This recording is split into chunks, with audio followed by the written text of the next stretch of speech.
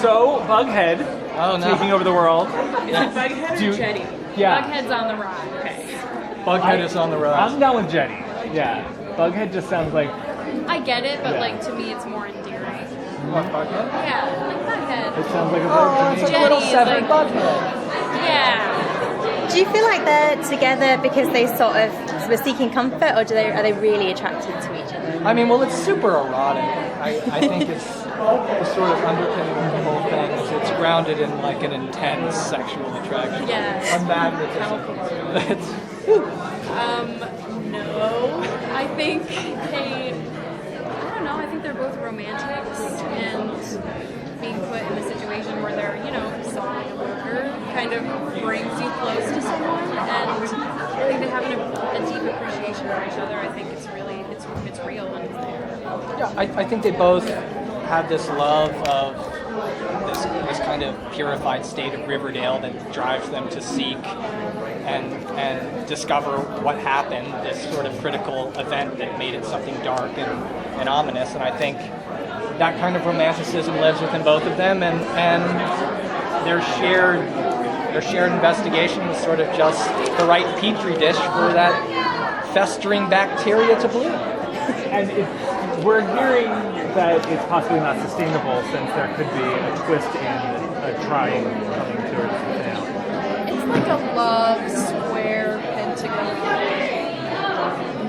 Hot Dog gets involved, Pop Take gets involved. How is Jughead going to feel when Archie re-enters the mix? That's going to be one of the questions of the narrative, and that's something that the audience is going to have to react to as well.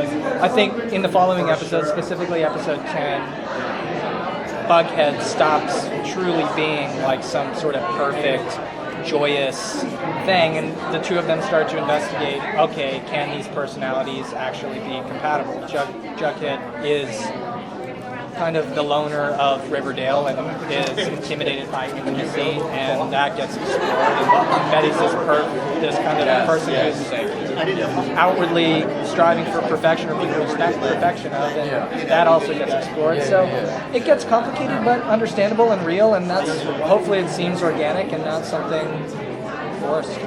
He's been through a lot of hardships. What's their next step? What's the next step in their investigation? What are we, episode 8?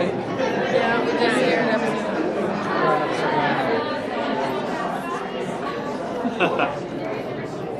What'd you have for breakfast? I don't know. Gosh. Next step, I mean, Okay. They use their classmates as a resource. I think Archie gets kind of close and wrapped up with Blossoms a little bit in episode 9, and Betty and Jughead are kind of like, okay, do some sleuthing for us and get in there and get information. And they start to kind of use some outside resources. that sounds right. I think you did it. I Okay. think it is. Where's Hot Dog? Yeah. He's there.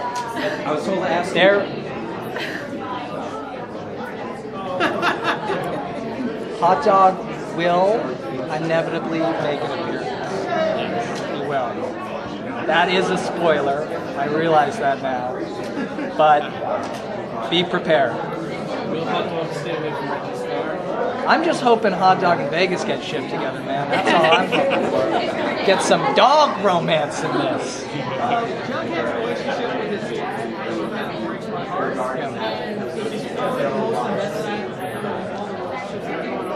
So my question to you is, what do you bring to get out of it? How do you... As a character or an actor? Well, what do you get out of it as an actor, and then how do you make sure you portray that character genuinely? Well, I think the goal as an actor in playing a character like that is always empathy and understanding, and to follow a sort of logical pathway from a kid who has experienced trauma of a very specific kind, or tragedy of a specific kind. How does that inform these decisions, and how do I inform my actions in a way that essentially takes into account people who may have truly lived those experiences and resonate with those experiences? And It's a challenging thing, and it's risky, and you have the opportunity to do it a disservice. But ultimately, the challenge and the risk is what makes it rewarding, and something that sort of demands its presence, especially in this kind of representation for an audience as young as ours. Typically, that it's good to have narratives like that. Helps when you have Skeet. And Skeet, again, is an amazing actor. So when you work across from someone like that who's also so severely talented, it falls into place. I mean, Do you think Jughead really believes in this? That he's gonna... I don't think so. But I think Jughead has a real fondness, and truly his weakness, Jughead's sort of philosophical weakness, is a yearning for the goodness of people that allows him to sort of put his faith even in liars and heartbreakers and people who do the town wrong, just because he wants to give them the benefit of the doubt. How did you react when you heard Jason, who had killed Jason? How did we react? I mean, we all read the script at the same time at our table read when we got it. We were given the script beforehand, so we all were experiencing it together, and that was really kind of amazing. And I remember when we were done, we were like, "Woo, this room's really hot." We were like, "There's just a lot of energy." it's also a sweaty tent. You're ready to no ventilation, but it was also one of those things where, you know, our time up in Vancouver was us exercising theories to just about every person who made an appearance in Riverdale. So one of them had to stick, and one of them did, and because It could have gone any way. Right. We had no idea where it could go, where the writers were going to take it, so it was truly a surprise when we found out.